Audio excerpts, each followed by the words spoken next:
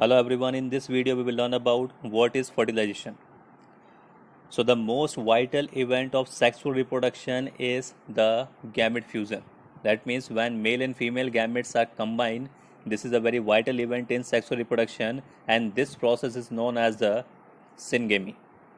And this result in the formation of diploid zygote.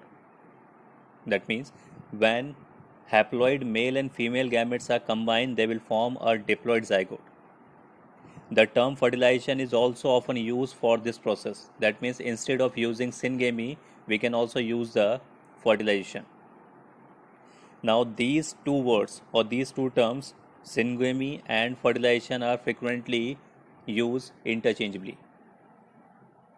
Now in some organisms like rotifers, honeybees, and even some lizard and bird like turkey, the female gamete undergo development to form a new organism without fertilization, and this phenomena is known as the parthenogenesis.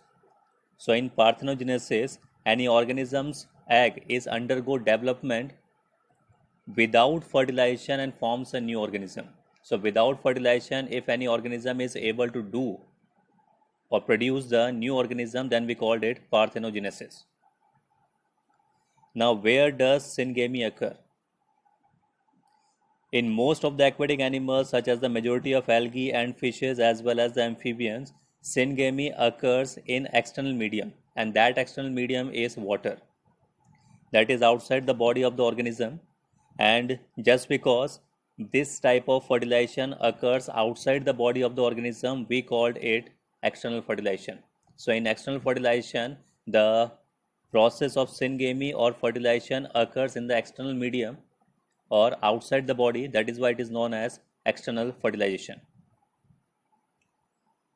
Now when any organism is doing the external fertilization, so they exhibit a great synchrony between the sexes and release of large number of gametes into the surrounding, that is medium or water, in order to enhance the chance of syngamy. That means when any organism is doing the external fertilization, which is done basically in water, so to enhance the chance of this syngamy, they are releasing large number of gametes to enhance the chance of syngamy or fertilization.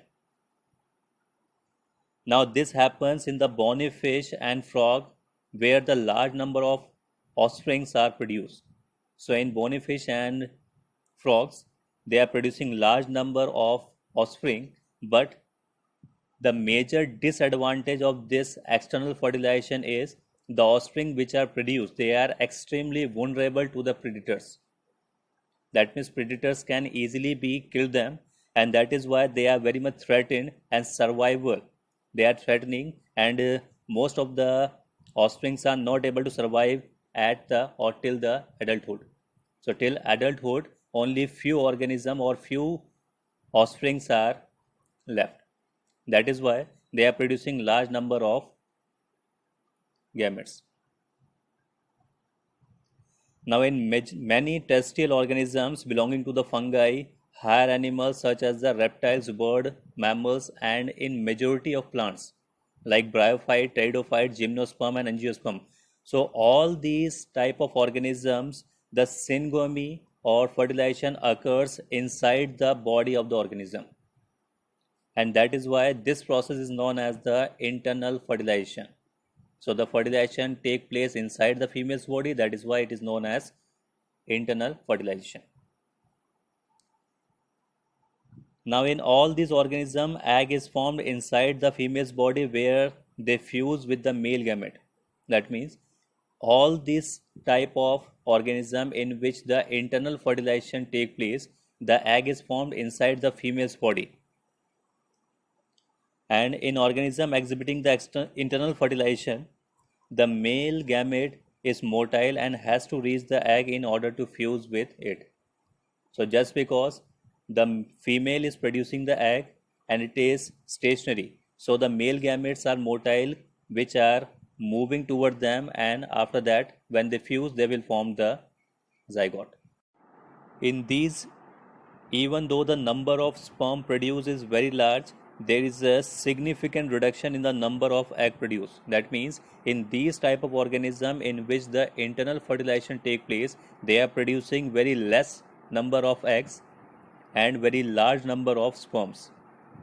In seed plants, however, the non-motile male gamete are carried to the female gamete by the pollen tube.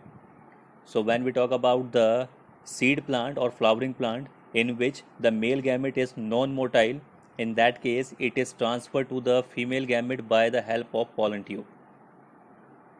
So that's all for today. Thank you very much.